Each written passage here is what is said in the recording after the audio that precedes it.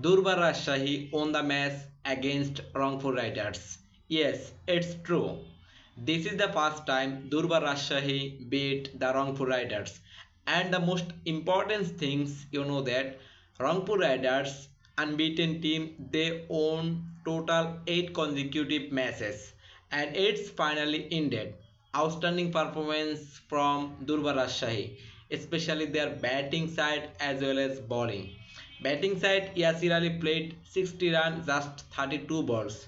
It was outstanding and magnificent performance from Yasir Ali.